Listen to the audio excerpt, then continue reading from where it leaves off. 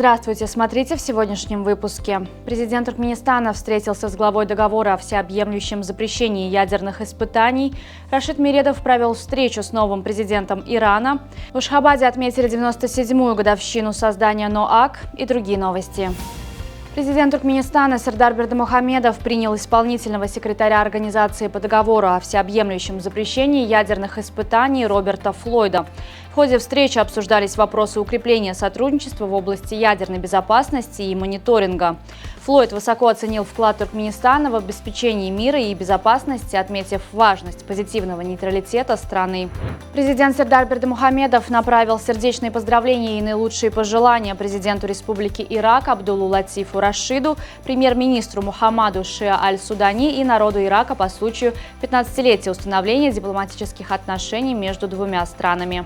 Министр иностранных дел Туркменистана Рашид Мередов совершил рабочий визит в Иран, где принял участие в церемонии инаугурации президента Масуда Пезешкиана.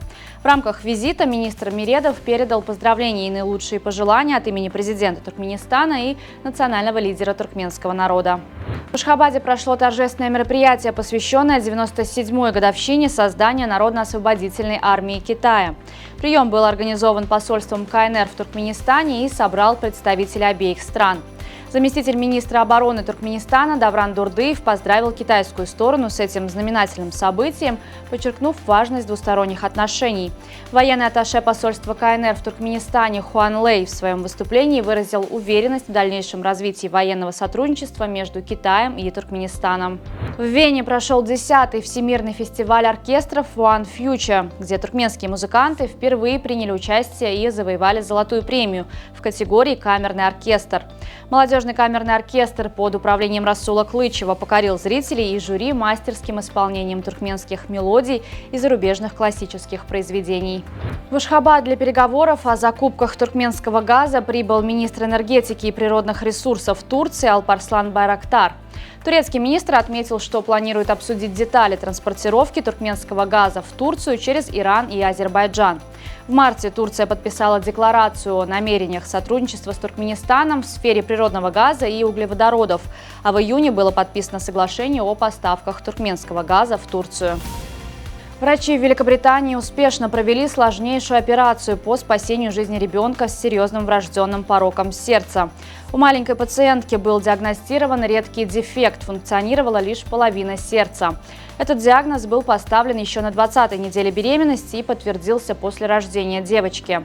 Когда малышке исполнилось 5 недель, команда хирургов провела уникальную операцию.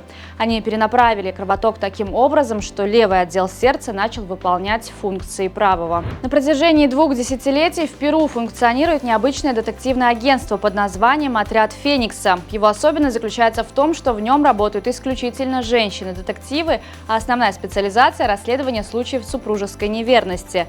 За годы работы команда раскрыла более 10 тысяч дел, используя современные технологии и классические методы детективной работы, включая наблюдение и использование миниатюрных камер. Интересно, что по статистике агентства, собранной за 20 лет, женщины оказываются неверными партнерами чаще, чем мужчины. Пловец Муса Жалаев из Туркменистана дебютировал на Олимпийских играх в Париже, выступив на дистанции 100 метров вольным стилем. 21-летний спортсмен показал время 52,29 секунды в квалификационном заплыве, что позволило ему занять 61-е место среди всех участников. Жалаев выступал в 3-м заплыве квалификации, где финишировал 4-м. Однако этого результата оказалось недостаточно для прохождения в полуфинал. В высшей лиге Туркменистана по футболу завершилась летняя трансферное окно. Масштабную кампанию по усилению состава Ашхабад, пригласив нового главного тренера Тофика Шукурова и подписав контракты с 7 игроками. Значительно усилился Мерв, подписав сразу 4 игроков «Энергетика». Ахал и Аркадак обменялись вратарями. Рахат Джапаров вернулся в Ахал, а в Аркадак отправился Рустем Ахалыев. На сегодня это все. Желаю вам хорошего завершения дня. Увидимся завтра. И не забывайте, что Туркменпортал – ваш самый надежный источник новостей.